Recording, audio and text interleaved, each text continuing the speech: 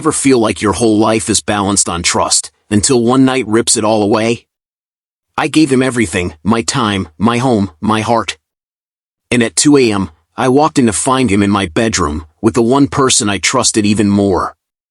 That night didn't just break me. It rebuilt me.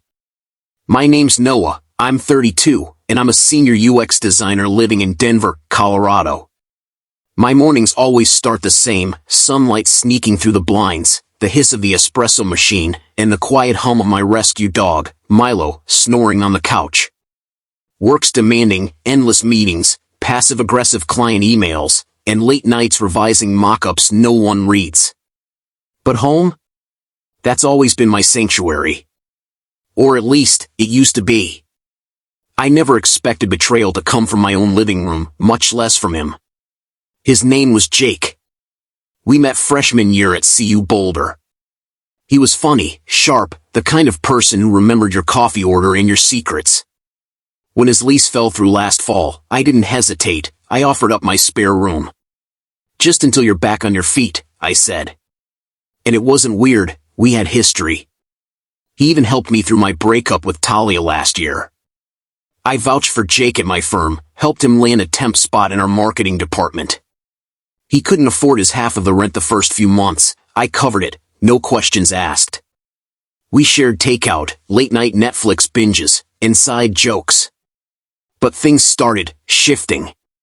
He began texting my boss, Caleb, after hours, said it was about brand strategy. I'd walk into the room and they'd both go quiet. Once, I caught him spraying Caleb's cologne before a date. Still, I brushed it off. Until one night, my flight got rerouted and I came home early. That was the night everything cracked. It was raining. I remember that part like a drumbeat, fat droplets on my windshield, wipers dragging, thunder rumbling in the distance. I got home around 2 a.m. House was dark, except for a soft light glowing upstairs, from my room. I crept up quietly, thinking maybe Jake had left the light on. But when I opened the door, I froze. There was Jake. In my bed. Wearing my old college hoodie. And next to him, Caleb. My boss. Shirtless. His eyes widened. Noah! Wait, it's not what it looks like. But it was. It was exactly what it looked like. I didn't yell. Didn't cry. Didn't even blink. I just turned around, walked downstairs, and took Milo for a walk in the rain. The next morning, I didn't say a word. Jake avoided my eyes over breakfast. Caleb sent a "Hey man, let's talk" Slack message. I archived it. Instead, I went digging. I knew Caleb had been coaching Jake's promotion behind closed doors. I also knew our firm had a strict policy on relationships within the reporting chain. I pulled call logs, screenshotted calendar invites, found emails he forgot to delete from the shared desktop.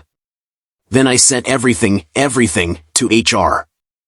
I didn't even CC them. I waited. And I smiled. Because the town hall was in 2 weeks, and I had front row seats. The morning of the town hall, Jake paced the kitchen. "I think Caleb's ignoring me," he muttered. "Noah, have you heard anything? This is insane." His phone buzzed again and again, messages he didn't share. Then Caleb called me. "Noah, let's talk. I think we got off on the wrong foot." I answered. Paused. Then said, "HR will handle it." And hung up. The tension? You could slice it with a butter knife. Me? I sipped my coffee. Watched Milo chase a squirrel through the backyard. The town hall was packed. All staff Zoom, full conference room, big screen, cameras rolling.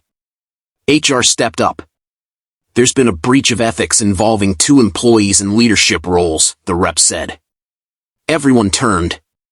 Caleb's name. Jake's name. Announced. On record. On video. Gasps. Someone whispered, "No way." They were asked to step down.